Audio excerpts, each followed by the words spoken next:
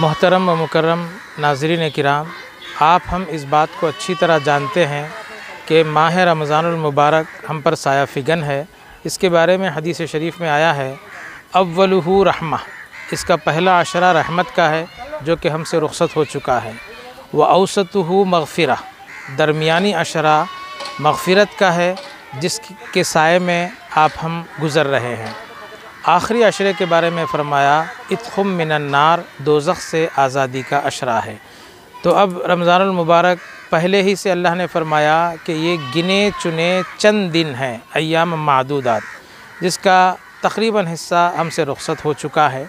تو آپ کو اور ہم کو اس بات کو یقینی بنانا ہے کہ یہ جو رمضان المبارک ہے ایسے وبا اور ایسے عالم میں ہمارے درمیان آیا ہے کہ ہم کو چاہیے کہ حکومت کی ہدایات کو روبہ عمل لاتے ہوئے اپنے عبادات کو نہ چھوڑتے ہوئے مکمل طریقے سے اس کو انجام دیں۔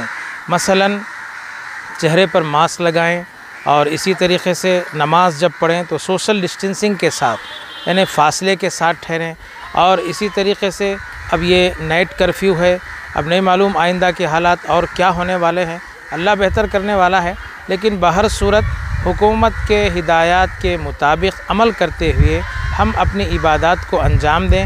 اس سے اللہ تبارک و تعالیٰ بھی راضی ہوگا، اور کیونکہ حکومت کی اگر آپ خلاف ورزی کریں گے تو اللہ ناراض ہوگا۔ قرآن مجید میں ارشاد ہے وَأُولِي الْأَمْرِ مِنْكُمْ، تم میں جو بادشاہ ہیں، تم میں جو حکمراں ہیں، اس کی اطاعت بھی تم پر واجب ہے۔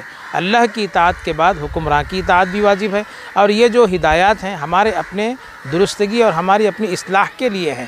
ایسا نہیں کہ ہم سے کوئی یعنی بغاوت یا ہم سے کوئی دشمنی، ایسا نہیں ہے۔ وبا عام ہے، سب اس سے متاثر ہو رہے ہیں، تو سب کا کام یہ ہے کہ اس کے حفاظتی اقدامات کریں اور اس سے بچنے کی بھرپور کوشش کریں۔ اور رمضان المبارک ایسے ہی اب یہ عنقریب ختم ہوئیں گے، اس میں خصوصی طور پر اس وبا کے خاتمے کے لیے اور عالم اسلام کے سب مسلمانوں کے لیے اور ساری انسانیت کے لیے ایسی دعاؤں کا اہتمام کرتے رہیں، گھروں میں، مساجد میں، تنہائی میں، راتوں کی عبادتوں میں اس طرح دعا کریں کہ اللہ سبحانہ و تعالیٰ اس بلا سے ساری دنیا کو نجات دے دے اور ہم سب کو صحت اور عافیت کے ساتھ رکھے۔ صلی اللہ تعالیٰ علی خیر خلقہ وآلہ واصحابہ۔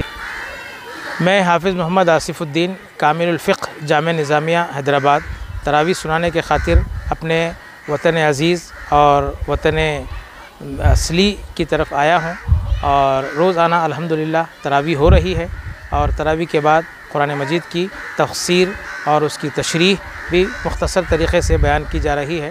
اللہ سبحانہ و تعالیٰ سے دعا ہے کہ اس کو قبول فرمائے۔